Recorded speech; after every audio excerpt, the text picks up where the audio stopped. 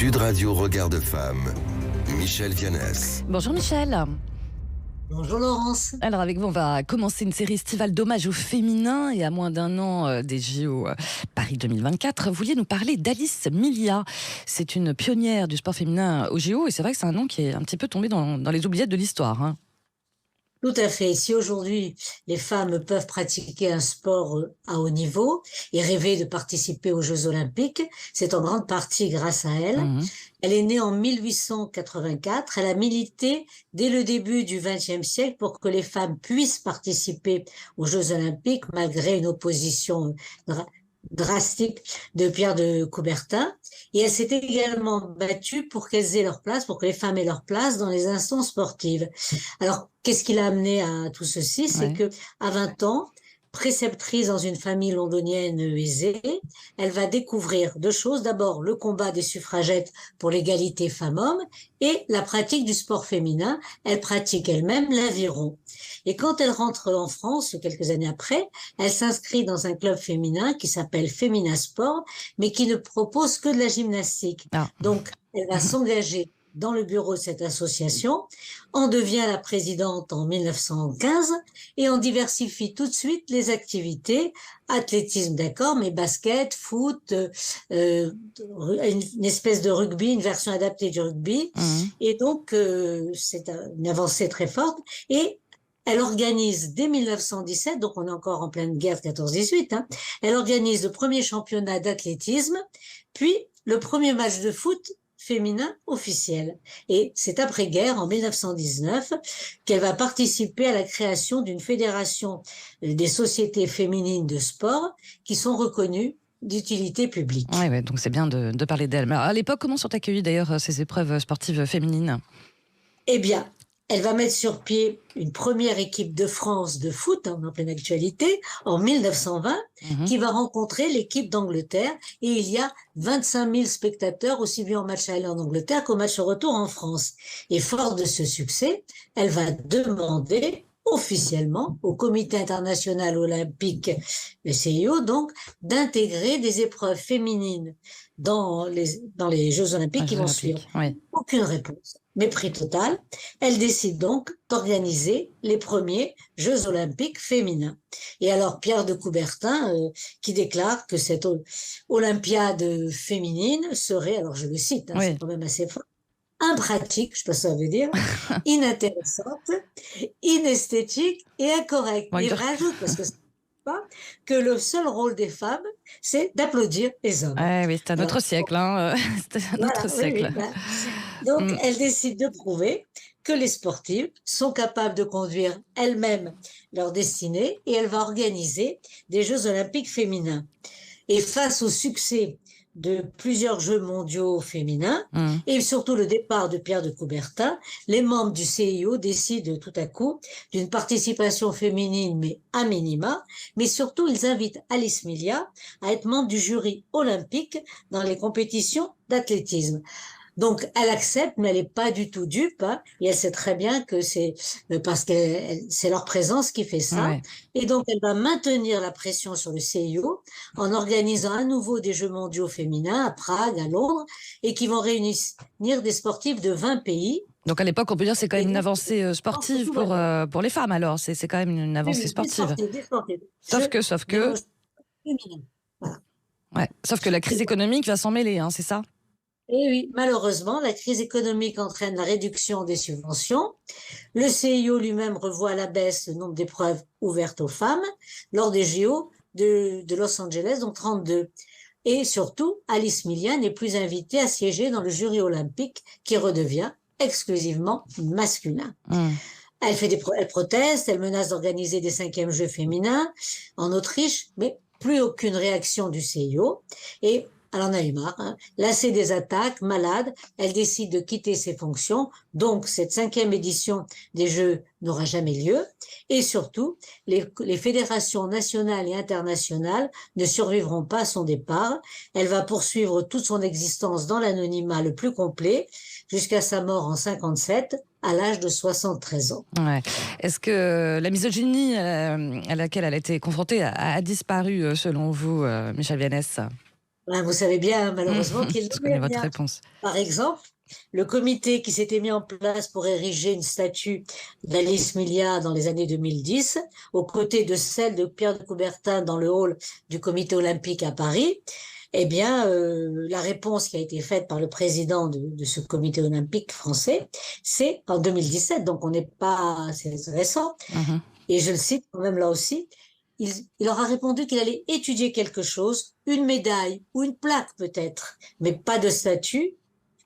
Et là, on s'est aperçu que, enfin, les sportifs, donc le groupe, le comité, bien digne héritière d'Alice Milia, a poursuivi son combat et ce même président du CIO français a dû inaugurer le 8 mars 2021, en présence donc de la ministre déléguée au sport et du ministre de l'Éducation nationale, une immense statue à l'effigie d'Alice Milia, haute de 2,85 m. Ouais, Et ouais. lors des JO de Paris en 2024, le CIO a confirmé que pour la première fois en plus d'un siècle d'histoire, il y aura une parité stricte entre les femmes et les hommes parmi les 1050 athlètes qui participeront aux compétitions. On s'arrêtera là, Mais Michel Viannès, désolé, parce qu'on n'a plus trop de temps, mais c'était bien de réhabiliter ce nom d'Alice Milia grâce à vous. Merci beaucoup, Michel.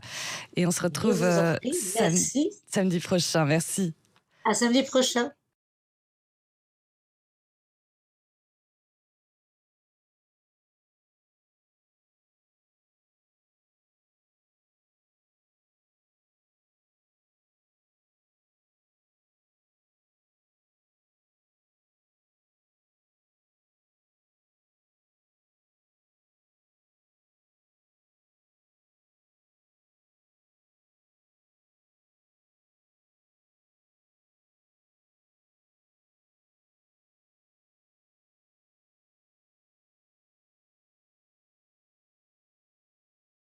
Sud Radio Regard de Femme, Michel Viannès. Bonjour, Michel.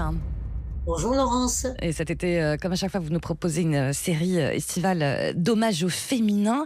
Alors, ce matin, vous allez nous parler de Jeanne Barré, la première femme déguisée en homme qui a accompli au XVIIIe siècle le tour du monde. Et là encore, un exploit un peu oublié des radars, d'où l'objet de cette chronique. Alors, qui est-elle, cette femme, Jeanne Barré ? Tout à fait.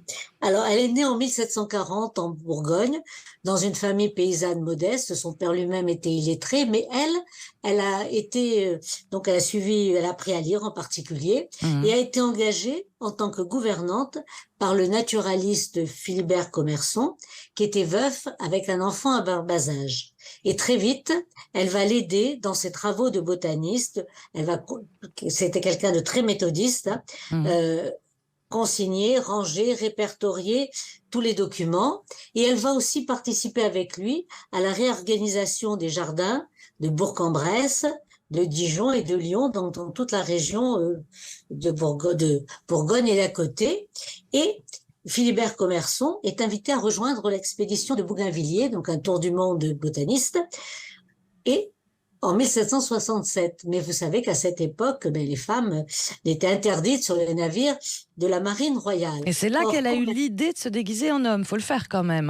Hein. Eh oui, c'est-à-dire que Commerson voulait qu'elle soit avec elle. Alors c'était sa compagne aussi, mais surtout il était oui, quand même. lui, quand même. Gouvernante oui, compagne, quoi, d'accord. Oui, voilà. Donc à tous les trucs, donc c'était son assistante. Donc c'est déguisée en homme. Elle va se couper les cheveux, porter des vêtements amples, elle se bande les seins et elle peut l'accompagner. Et comme ils ont énormément de matériel à emporter, le capitaine de l'Étoile, donc un des navires, il y avait plusieurs navires qui pour cette expédition, donc le capitaine met à la disposition de Commerson et de son assistant sa propre cabine, ce qui va permettre, qui comporte des toilettes, et ce qui va permettre à Jeanne Barré d'avoir plus d'intimité et de ne pas trop se mêler à l'équipage. La supercherie aurait pu être vue plus précoce. Et en outre, comme Commerson souffrait du mal de mer et qu'il avait un ulcère récurrent à la jambe, c'était pour ça qu'il était malade, donc il ne se mêle pas du tout aux autres membres de l'équipage pendant la traversée. D'accord, donc chacun fait chambre à part, tout se passe bien. Mais alors, pendant la traversée, d'accord, mais qu'est-ce qui se passe à l'arrivée ? Alors, arrivés en Amérique du Sud, ils partent en expédition. Alors, ils sont du côté de la côte atlantique, Brésil et compagnie, et il recueille donc des spécimens et comme Commerson est quand même très handicapé, c'est surtout Jeanne Barré qui le fait, même si on le sait moins.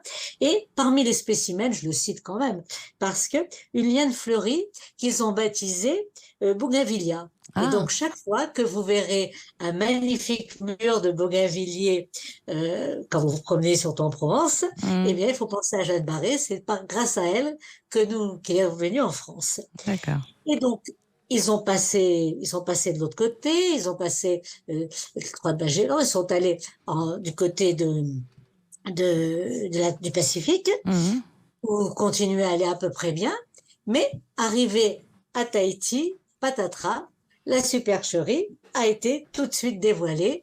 Les Tahitiens se sont tout de suite aperçus que c'était une femme. Ils voulaient d'ailleurs l'agresser parce que c'était une femme. Et donc, elle a dû tout de suite retourner dans le navire.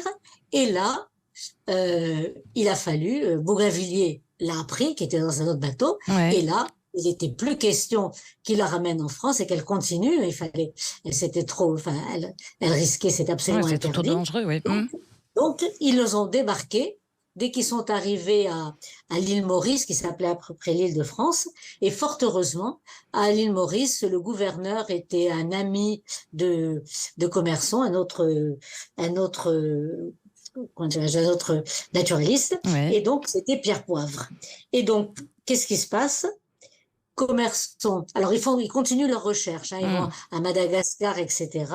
Mais Commerson meurt. Il la laisse sans ressources, ni moyen de retourner en France, ni de renvoyer tout ce qu'ils ont découvert en France. Dites-moi, c'est une triste histoire. Ah oui, là, c'est bon, mais alors du coup, comment ces recherches ont été médiatisées, sont-elles arrivées en France, du coup ? Eh bien, Jeanne Barré, qui était quand même une personnalité assez forte, s'est débrouillée dans tous les sens pour trouver, et elle a fini par trouver un officier de marine qui va rapporter toutes leurs recherches et documents. Il y avait 30 caisses avec 5000 espèces, donc 3000 étaient inconnues, donc notre fameux bougainvillier. Et elle, qu'est-ce qu'elle fait sur place ? On lui avait donné une concession, donc elle ouvre un cabaret, elle rencontre assez rapidement un officier de marine français avec qui elle se marie et peut enfin rentrer en France. Donc, son tour du monde en 1775. Donc, son tour du monde a duré 8 ans. Et elle a été reconnue une fois qu'elle était en France, même par le roi Louis XVI, qui reconnaît donc ses mérites et comme aide botaniste et lui attribue une pension. Elle va finir sa vie tranquillement en Dordogne et elle décède en 1807. Sa tombe est toujours visible au cimetière de Saint-Antoine-de-Breuil en Dordogne. Et ben voilà, incroyable histoire de Jeanne Barré, première femme qui a été obligée de se déguiser en homme.